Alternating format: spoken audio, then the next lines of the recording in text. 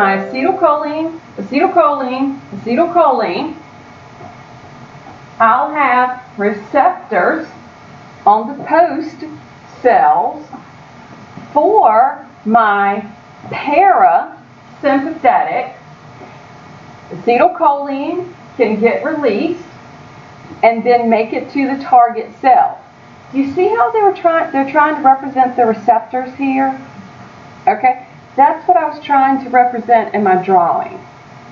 Because once this gets received, it's either going to be excitatory or inhibitory, and then it acts by either making this receptor do something to the cell, or it can move through the receptor and affect the cell, overall affecting the product made. All right, so if it was excitatory, make the cell do the product. If it's inhibitory, stop it. Down here, norepinephrine or acetylcholine can be used. So, norepinephrine, acetylcholine, once again, based upon the receptors on the cell, will determine is it an excitatory or inhibitory response.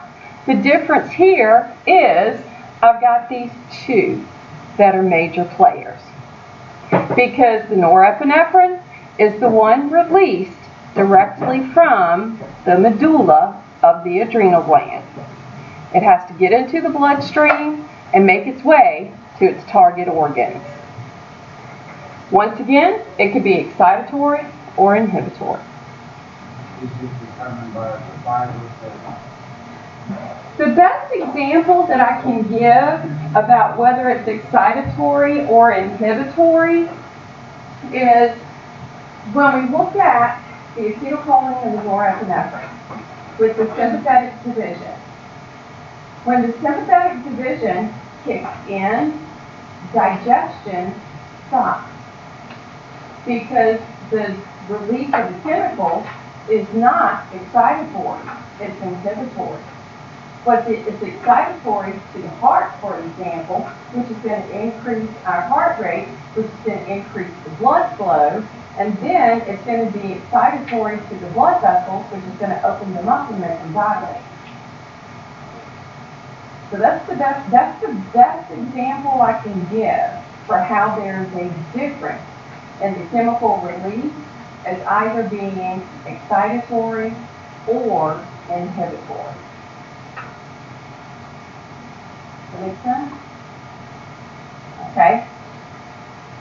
Now, one of the things that we're going to find from the autonomic nervous system, for the most part, the areas that are innervated by the two systems, they're going to be innervated from fibers of both systems. So they'll have fibers from the sympathetic, fibers from the parasympathetic. We call this dual innervation because they got a nerve from each one. So what do we say? Well, they do oppose each other, so the two systems seem to be antagonistic, because that's what it means to be antagonistic. And then, at the same time, they're cooperative. They cooperate with each other. Even though it looks like they oppose each other, they work together to maintain homeostasis. For example, making sure the amount of light getting into our eyes is controlled. Either the dilating or the constricting of our pupils. That's the best example I can give. Some cases, the two systems do not innervate the same areas equally. One will dominate. For example, even though the digestive system is innervated with sympathetic fibers, and when the sympathetic division gets excited, digestion shuts down.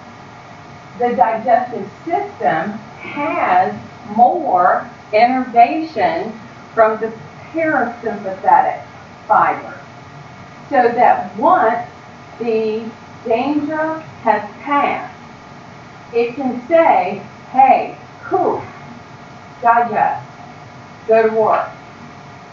Why do you think that's the case? Why would I need to make sure that that digestive system is functioning optimally? Because it's going to take more energy to heal damage or something like that? Let's think about what happens when the sympathetic division kicks in. When the sympathetic division kicks in, any reserves of material for the cell is used up. In other words, any of those amino acids that might have been available in the bloodstream, boom, they're used. Okay? Glucoses, used. How do we get those materials? We take in our food stuff, and we are dependent on that system, that digestive system, to break this food stuff down into their component parts, release the material into the bloodstream so that it can get to the cells of the body that need it. If my digestive system was shut down during sympathetic, am I getting any release of nutrients into my bloodstream? No.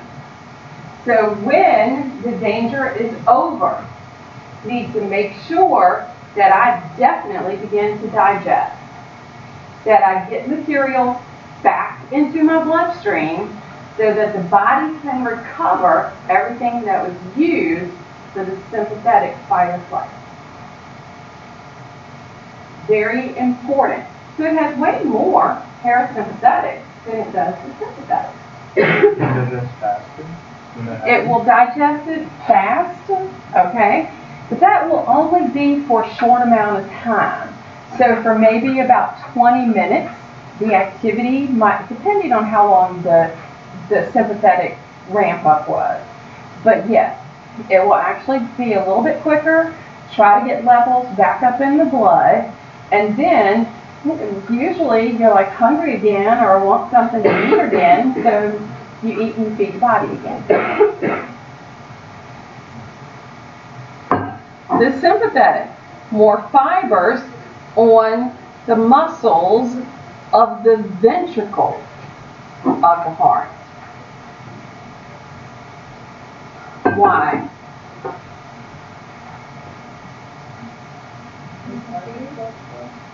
Huh? I got to increase the blood flow, and it's ventricles that pump the blood out of the heart. Kind of cool if you think about it.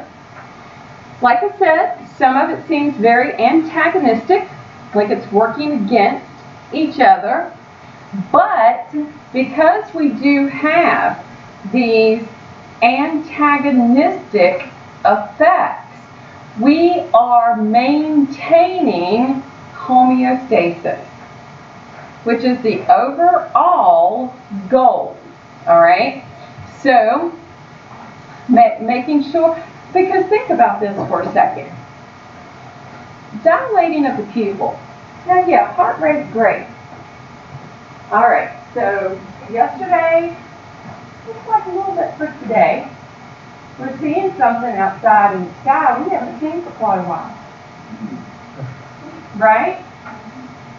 And then we're here in this building, all right, and like kind of, dark and that sort of thing. And the sun being bright, the minute you walk outside, think about this. While you've been in the building, pupils, constricted or dilated? Dilated, because I need to let more light in to see objects. Well, go outside where the sun is bright, and your first impulse is, oh. And it's actually painful once you got those sunglasses. Then, what are your pupils doing? They're constricting, because they need to decrease the amount of light. And under certain circumstances, like we have to park a couple of blocks away on a parking deck. And we have to, go up to the top. I park on the very top floor because we have the top 2 floors to park. The elevator that we get on to go up to the top floor is a very dark elevator. I mean, it's like no light. I'm like, come on, people. No light. But when I get up to the top floor, the door's open, I'm in pain. Okay? So it's because not only is the sun bright, it's bouncing off of the concrete. And the pain is extreme. You're probably thinking, well, why don't you put on sunglasses? I got no reasons for that. And it's very painful. So it's the 2 of them working together. And kind of nice. They therefore cooperate. We can see sympathetic, parasympathetic, and a lot of these activities that the viscera of the body has to do. So it's a lot of things that are occurring. This dual innervation that's taking place, it's allowing for the body to adjust to the situations around it. For example, the amount of light that's in this room versus the amount of light that'll be in the hallway. If you're getting hungry, begin to salivate. If you're perceiving some type of danger when you leave the class, whatever the case might be, it's allowing the body to adapt. And this system is so advanced that when it does begin to kick in, and say, for example, make the little hair stand up on the back of your neck, there's a reason for that, because it's way more advanced than what we are at perceiving things, perceiving the environment around us. In some cases, the areas that are innervated only get one type of the fibers. For example, adrenal medulla. The only thing that goes to that medulla of the adrenal gland is a sympathetic fiber. We don't have parasympathetic, therefore we get that rush of what we think of as the adrenaline, and it takes a long time to get over it. Erector pili muscles, what are they attached to? The hairs of your body, okay? It's the reason you might get the goosebumps. Our sweat glands, because if we perceive that danger, we begin to sweat. And a lot of our blood vessels only have the sympathetic fibers. One of the things with the blood vessel, do you remember how I said it can actually affect the route of the blood flow? And it helps under normal conditions maintaining blood pressure of the body, which we'll get into with the cardiovascular system. So we're going to say that the body has what's called sympathetic vasomotor tone. Vaso meaning vessels, okay? So the blood vessels get to maintain tone. Now remember, this is a term from part 1.